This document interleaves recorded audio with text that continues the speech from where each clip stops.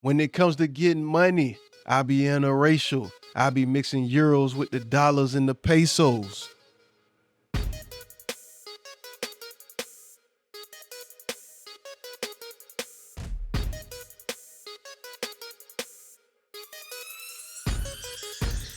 What up, y'all? Welcome back. This is another episode of the Play It Loud podcast. I'm your host, Jay Solo. And on this episode, we got a song from King Green with his 2024 single, $1 million. Before we get into the episode, I want to give y'all a shout out. Thank y'all for coming back, finding us, rocking with our last couple episodes, man. I know we had a little hiatus or whatever, but thank y'all for tuning in. We got a lot of positive feedback, man. We here to talk about music and break down the lyrics, how they relate to us in our real lives. Let's get into it.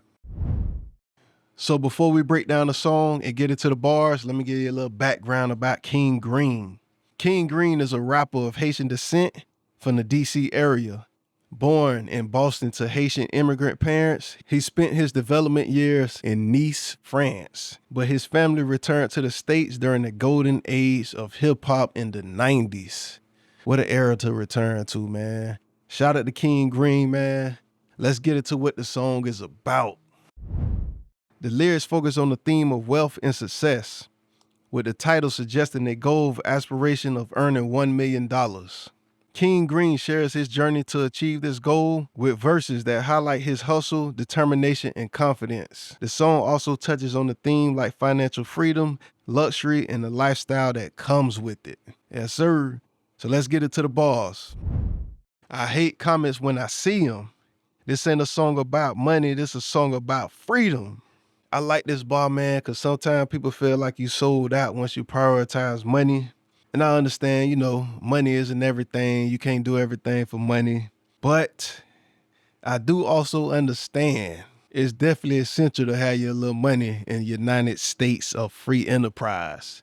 You got to have some money, man. The country is built off of it, man. You got to have you a couple of dollars out here in these streets. Let's get into the question that go with the bar. How can money provide you freedom? Financial security. You ain't got to worry about your essentials, short-term, long-term. You can have 10 bathrooms and all day like Lil Wayne said.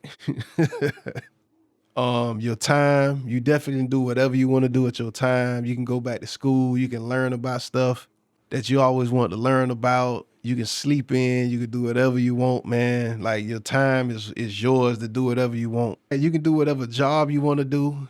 It could be something you passionate about, but it don't pay a lot of money, but you already got the money, but you still want to do the job. Like I'll be doing crazy random stuff to just keep me entertained. Like I'll probably go be the Chuck E. Cheese rat for a couple weeks, dog. just to mess with the kids, dog. Oh man, you can do whatever you want, man. Like it's a lot that comes with achieving financial freedom, man. But like once you get there, it's a lot of stuff open for you, man. You can do whatever you want, man. You can do whatever you want. Let's take a quick break from the show to give a shout out to our episode sponsor, Divine Immunity, promoting generational health. Divine Immunity have multiple flavors of sea moss drinks and lemonades, ranging from lemon, mango, blueberry, strawberry lemonade, blackberry, raspberry, and many more. Their sea moss drinks are available in gallons and premium 16-ounce bottles. Here are a few benefits of drinking sea moss. Boost immune system, rid the body of mucus, healthier lungs, improve breathing, purifies the blood, helps regulate blood pressure, increases energy, aids in women's health, improves sleep, healthier hair, skin, nails, and teeth, assists with allergies, better moods, mental health, helps with joints, muscle pain, helps digestive issues, aids in thyroid health, improves sexual performance. Ooh, shout out to Divine Immunity, getting people right all across the Tampa Bay area. Make sure y'all hit them up. The link will be provided in the description. Make sure y'all check them out, man. Divine Immunity. Let's get back into the episode. When it comes to getting money, I be interracial. I be mixing euros with the dollars and the pesos. Yes, sir. I like this bar right here, man. Question that go with it. What's the benefit of accepting all forms of payment? I want all the money.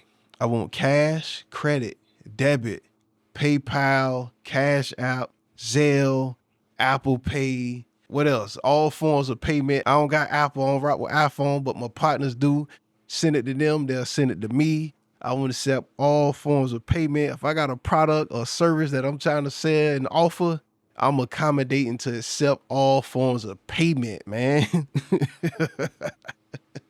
That's why I rock with this bar, man. Shout out to King Green.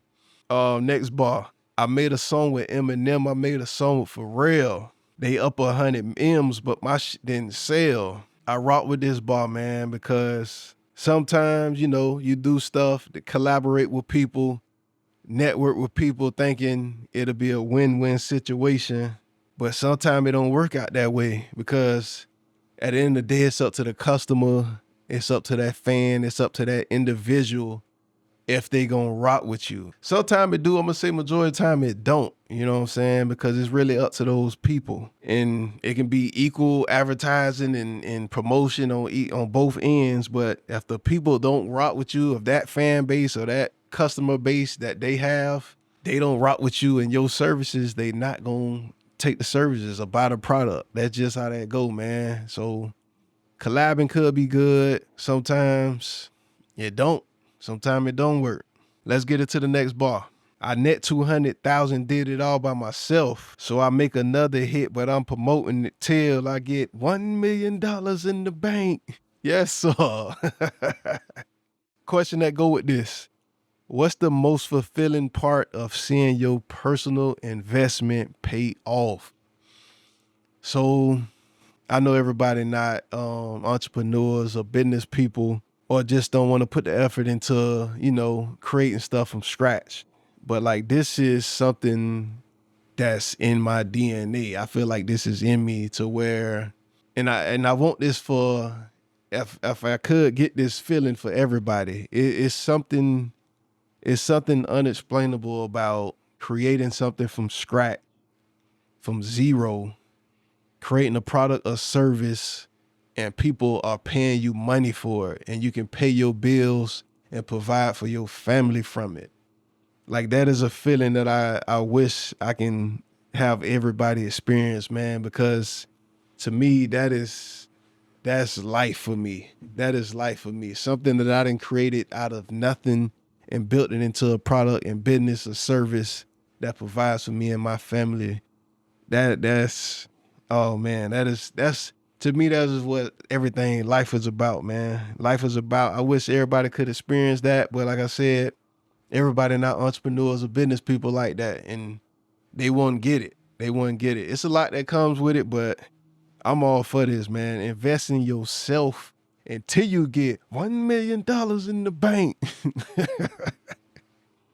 Let's get it to the next bar. I need higher wages because of this inflation. Every time I make it, spend it on a payment. Listen, man, don't become a slave to your payments. Don't become a slave to your consumerism because you will pay it out. And on top of that, the inflation of money. Listen, if money is not moving, it is dead money, and it's slowly going to zero, man. It's slowly going to zero, man. So try to have your plan, man, to grow your money while you sleep. Because you got to try to beat inflation, and don't be a slave to consumerism, man. Don't be a slave to it. Don't be making a payment out of your lifestyle, man. Let's get it to the next bar. I understand they built a prison and called it capitalism, but the only way to some freedom is dollars, so I get them. Very controversial right here, dog. Hey, King Green. Very controversial right here, my boy. But I'm with you. I get them. I get them, because on the way to some freedom is some dollars, so I get them. Question that go with this bar. How do you feel about people making money off privately owned prisons? At the end of the day, I mean, somebody got to do it, man. Somebody gonna benefit off of this. That's how I feel. Somebody got to do it. But I don't know, you know what I'm saying, if I could sleep at night knowing I'm invested in privately owned prisons. I don't know if that, you know, if that'll sit right with me. I say this. If anybody know any plugs on privately owned prisons, let me invest in it for a year and see if I can sleep at night or not. Hit me up, man. If y'all know somebody I can plug, they can plug me in with these privately owned prison, man. I invest for a year, see if I can sleep. If not, I get out. You know what I'm saying? Let's get into the next bar. Got no pension for penicillin. I gotta get $1 million. If I don't leave nothing for my children, then I'ma be a villain. That's facts right there. I'm with this bar right here. King Green, I'm with this right here, my boy. Question that go with this. Do you consider it a priority to leave something for your children after you are gone? To me, I really feel like I have no choice. I would hate for the next generation to grow up hard. Y'all know how I feel about that if you've been tuned in to the podcast. I ain't with all that growing up hard foolishness. If somebody could do something about it, I'm going to do something about it. I want to be one of them ancestors down the line that's talked about 3-4 generations down the line. Like Granddad Solo set us up. You know what I'm saying? I try to leave my foundation, leave money, leave jewels, leave the information, man, to change the family history dynamic 3-4 generations down the line, man. I want to be that cool granddaddy. If not, though, I'm cool with that too because I ain't here. If they blow up all the money, that's their dad, then they got to go back to growing up hard. Simple. But I rock with this bar. Leave something for my children so I'm not the villain. Don't be the villain. Let's get into the next bar. I told you don't be a rapper, be a YouTuber. Get your coin like you jumping on a Coop Trooper. Before I get into the YouTuber part, I think he talking about the Super Mario Brothers jumping on the turtles to get the coins. I think that's what he talking about. King Green, let me know. I hit you up in your Instagram video. Ask you the question. You ain't hit me back in time to record this, but I think that's what you talking about. Coop Trooper. I think that's what it is. As far as the YouTube part, man, I think you can't just be a rapper no more. Like, I think the music and the rapping has to be a part of what you do. Because I think it's more about people investing in you and your brand, and you just so happen to make music. Or you use music like as your backdrop or something I do. Because I feel like they didn't killed it as far as making money off of just the music, unless you getting, the royalty checks and placements off of soundtracks and movies and video games. Like, you got to be on that road. I think like 50 Cent, y'all know I rock with 50. I think he mastered this, man, because a lot of stuff he do now is not even music related. Like, he's kind of into politics now. He do the movies and all that. I think he uses his catalog as like his theme music for all the business that he do now. Cause he got songs for like everything that he's doing in business now. I feel like that's what it's gotta be. You gotta be more than just a rapper or artist now. Don't be a rapper, be a YouTuber. Then you just gotta sell your brand, and music just gotta be a part of something that you do. Let's get into the next bar. Tech getting all the money here in modern times, so I'm about to switch up for $. I think if you want to make money, you're trying to make money now, I think you got to tap into the tech world, man. There's so many ways to make money in tech. You don't got to be the app developer or nothing like that, but there's so many apps and places and stuff. You got Airbnb, you got Turo, you got Amazon stores, you got Shopify, e-commerce, all that. Like, you tap into your niche, I think the potential and the amount of money you can make is unlimited, man. Like, you got to tap into that tech, man. I'm with this ball all day, man. You putting people on game. King Green in the building, man. Shout out to you, man. Let's get into the next bar. These are my wages. They itemized. I get $2K a month from Spotify. $50K from a deal that I'm about to sign. Airbnb getting me another $5. I like this bar right here. I rock with this bar because I'm all for multiple streams of income. I feel like you got one, you kind of committing financial suicide in this world, man, because you got to have more than one income. You got to have something, dog. Like, it's like an army of safety nets you got to have with multiple streams of income. I'm all for it. And I think if you have the money, resources, support team. I feel like everyone should try to at least have one side business, not side hustle, side business with the LLC set up, tax ID, all that, because that side business will actually help you with your W-2 far as taxes and all that type of stuff like that. This is not financial advice. I am not a tax expert, financial guru, none of that type of stuff. But I'm just telling you from my personal experiences, having a W-2 and a tax ID side business, boy, you get all kind of write-offs itemized. Let's get into the next bar. This at the end of the song, it was funny. I don't know if you got this. I don't know if this original content or this like from a comedy sketch or something like that. This rap's funny. If you act like a dummy and rap about money, you'll attract all the honeys. If you rap about something other than stacking your money, they gonna say your little rapping is corny. That was funny though. So I ain't gonna sit up here and say I didn't want to hear 50 Cent, I Get Money when it came on, Cream by Wu-Tang. I just say I wish it was more balance of what was getting pushed in hip hop and music and all that. I just say I wish it was a little more balance than what was going on, because I'm all for the money talk. Because King Green, you made your money jam. I'm all for the money talk. But like I still want a balance of something else too. You know what I'm saying? Everything can't be the turn up, get money. Give me something else too, man. There's a lot of other stuff you can talk about in life, man. Let's get into the next bar. You the man to fear till they see you hanging from a chandelier. That's a bar. Yeah, another tier. All I got to say about that, bars.